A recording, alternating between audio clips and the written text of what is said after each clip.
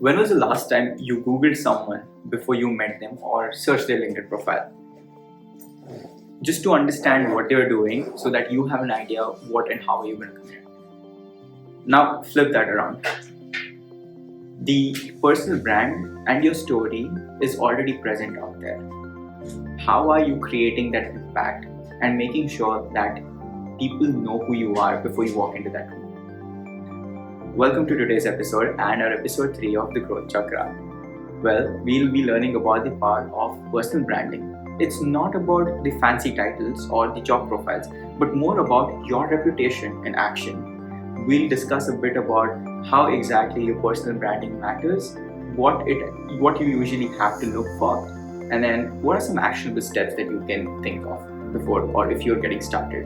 We'll have Limysh with us, who you met in our first episode. So let's get started.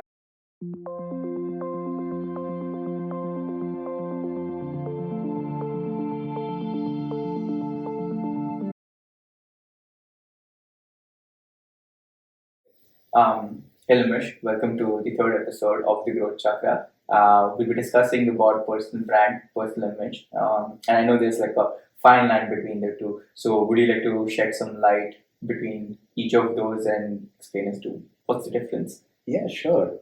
For me, personal image would be something that others perceive of you, and it's passive. Like you don't have control of what others think about you. For example, if someone walks in through the store, right, a perception would be built in the mind of the person who is looking at him based on his how well he's dressed, how well groomed he is, his body language, and that would be like personal image for me. On the other hand, personal brand would be something which you have control on, which you build. You build a perception of yourself in the eyes of the others. Again, an example: if you're in an interview, right? Even before you walk into that interview, the interviewer has access to your resume, your cover letter, right? Your online presence, or any exams or any rounds you gave prior to the getting into that interview, right? That builds like a story in the mind of the interviewer. And that would be like an example of a personal brand for me. Got it. What do you think about this? I think and good one with the interview, right? But I feel like when you describe personal image, it's more on the physical level, like a physical appearance, or how do you present yourself, right? Personal brand, again, also very close to me, in how you define yourself to others, right? So I feel like your personal brand exists whether you shape it or not, right? Now the choice here is that do you want or would you like to define it yourself or let others define it for you? That's an interesting perspective. Right? And when you have both of those go hand in hand and you are letting, like, again, when you're building that over a period of time, that brings the personal brand and it's very clear as to who you are as a person, right? Again, what do you think is like the most, and I want to focus a bit more onto the personal branding because we're looking more on the professional scale, right? So let's think of what exactly do you think is important? What is that important factor that you think it's needed for a person? Sure. Personally, like what I felt was that working hard is important. Upskilling yourself is important. But I think what is more important is also communicating it to the audience you are Right. catering those skills for, right? I was working a lot. I was focusing on my work, but I couldn't bring that impact. No one knew like what impact does my work bring, right? And that is your responsibility to like share it to the world in a effective way, right?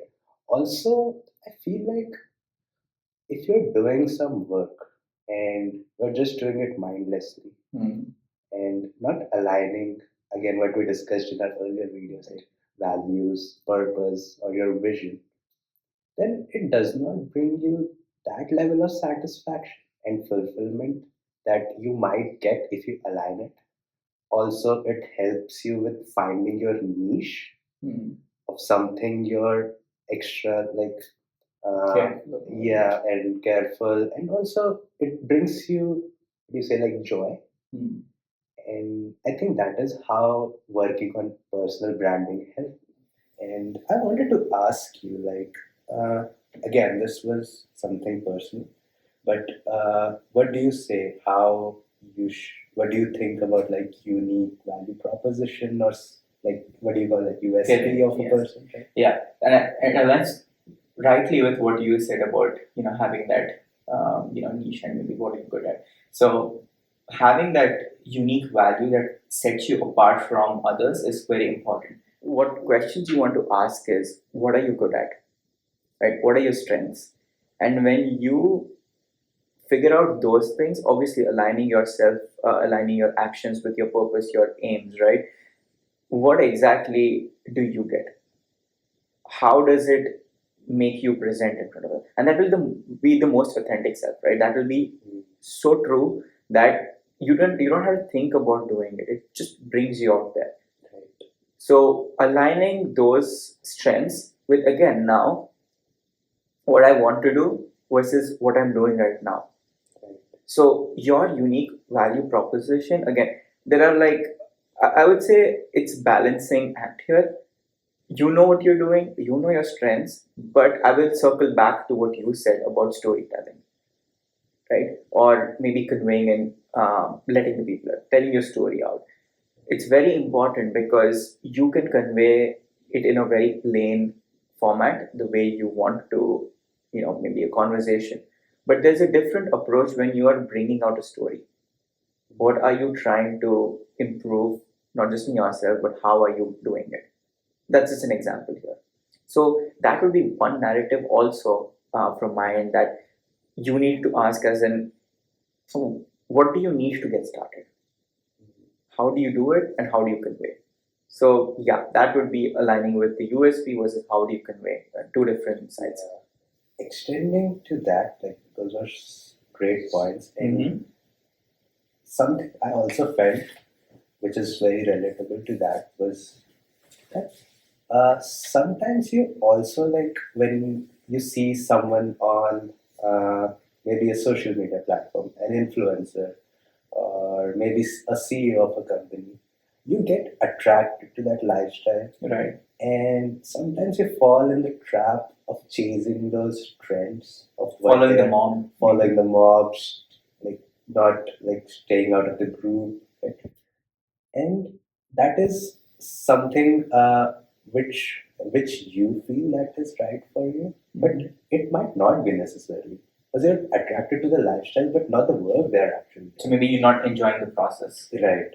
You're just looking at the destination. Got So, it. something like that, and it can also cause fatigue Mm. because you're like, oh, I'm doing what I wanted to do, but why am I not satisfied? Right. So again, circling back, like aligning your values is something, and finding your niche would be something that would be super important. And focusing on your strengths. Every person is unique. Every person brings different perspectives, and accepting that you're unique and you can't be that person, but you'll be someone who's good for yourself. Mm. So Where you enjoy the process. enjoy the process, right? Okay. One thing we talked a lot about personal growth, USPs, right?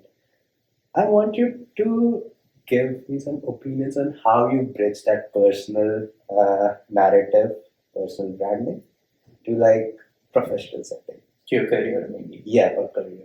So what I have always done is definitely this is something that we have been speaking a lot about lately. Once you know about your values, where you want to go and where you want to grow, define that.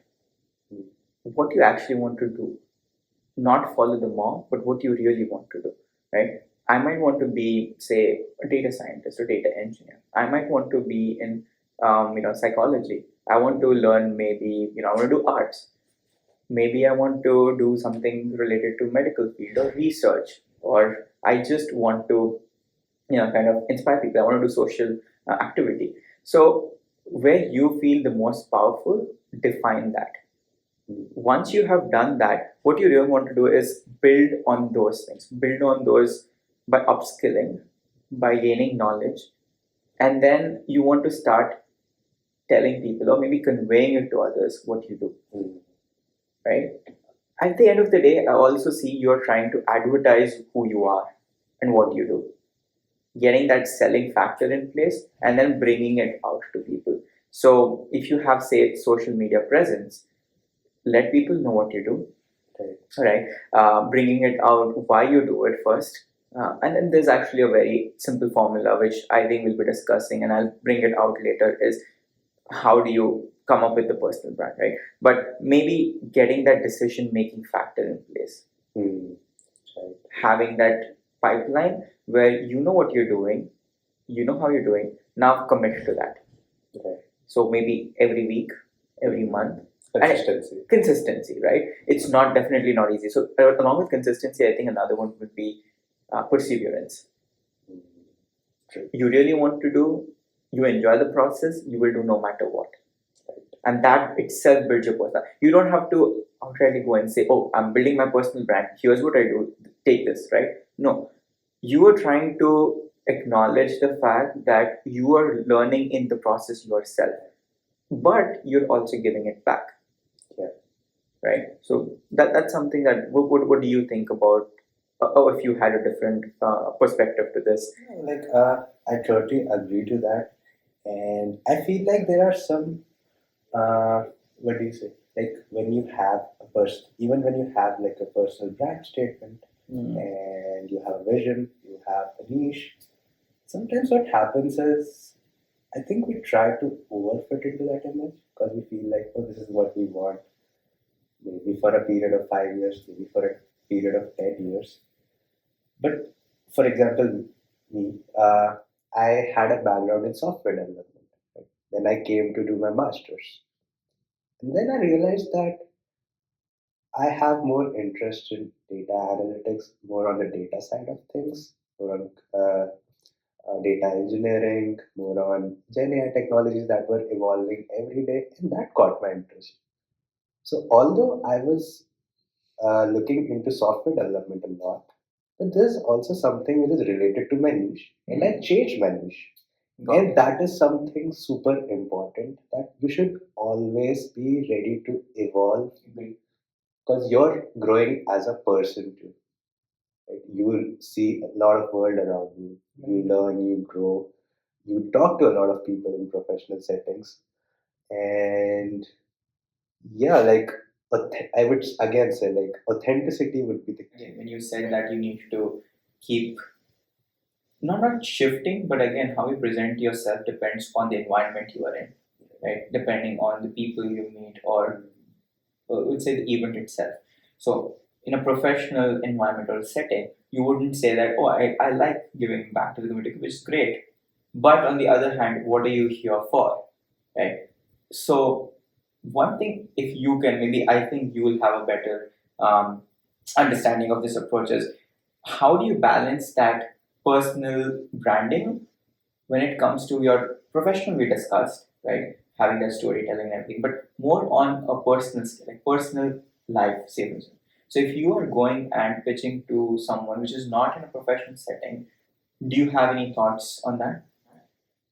Yeah, I would say like in this case, because you're pitching it, they don't know a lot about you, and there might be other people as well. I would say again, their first impressions would be super important. Right. Yes. Like how you present yourself, how you talk, your pitch, your body language. That also, like again, we talked about that in personal image, but that is a part of personal brand as well. And again, after even the event is over, right, you can still connect with them, and you can improve your presence. You can show them your online presence, and you can connect with them, right? And that would be something I would say would be helpful. Uh, but again, talking about online presence, the most important thing I feel is choosing the right platform. As a tech professional myself, I would say I would find people of my niche more on LinkedIn. Right? But for example, if someone is a marketing manager or a marketing professional, right? It might be LinkedIn too, but it might also be a platform like Instagram, Facebook, right? So know your audience, where they might be, and what they want, right? And what kind of content they are looking for too. That is super important. And yeah, also sometimes we, how do you say this, tend to post our achievements and make posts which 1,000 other people might be doing the same too. But I feel like it would be more valuable if you could, instead of making posts, provide your insights on it. What did you learn, right? Maybe journey, say them for the Yeah, journey. just tell them, which might inspire. First of all, it might inspire others on how to approach this obstacle, let's say, and it also builds that brand of you of how you yourself tackle that obstacle. Got it, yes. Right. So that is something which might be helpful when you're pitching into a new environment. Again, like if I got a certification, like I post my insights. A person is looking at it for the first time. He would have that first impression, which we talked about earlier, right? So yeah, that is something I felt helped. And I think another thing, and what I usually do is add a call to action, right? So there might be people who are seeking help, who are seeking advice, and they might not be willing to just go on and say, "Oh, I need help with this." They might be more like, how do I reach that? They have questions, and not everyone's open to asking questions. So maybe adding a call to action in those posts. So you say, "Okay, I've learned this. This was my journey. This is what I did, and here is how you can reach out maybe, or here is how you can also achieve that." Right? Not all the time, it depends on a setting, and because of the example you gave about a certification, that's how I see as bridging that gap, bridging that with value, and then giving them an action which can help them get started on their journey.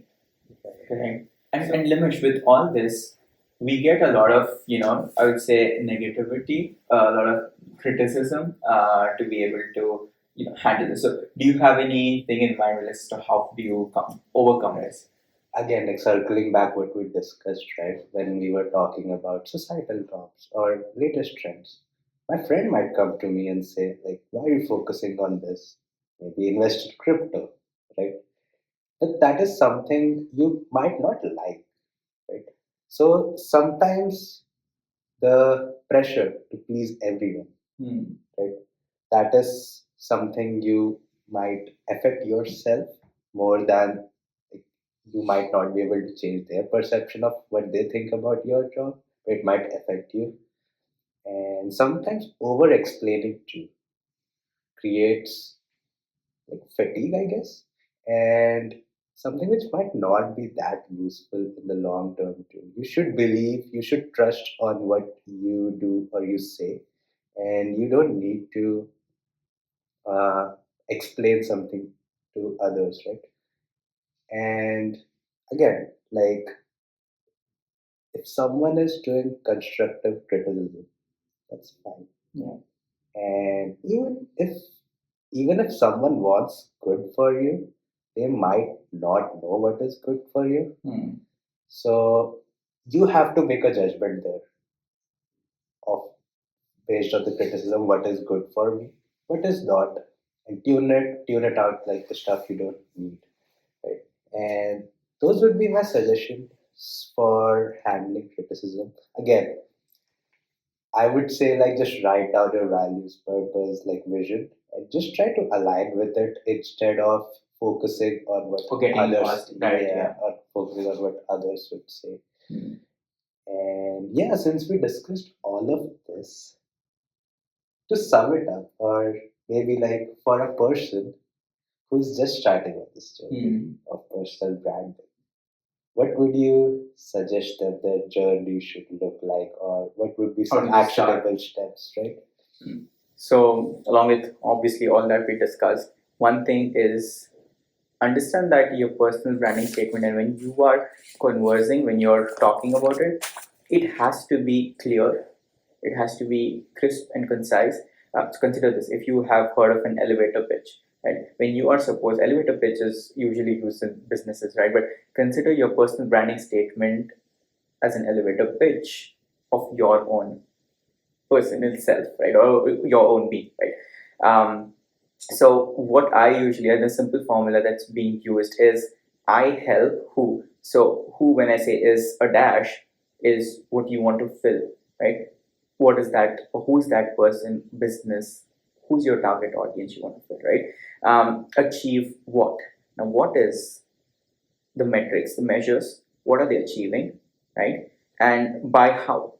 Now, all these keywords, and I'm going to be definitely linking that formula below, is I help who achieve what by how. Now, how is what are you actually doing? What is your action, right?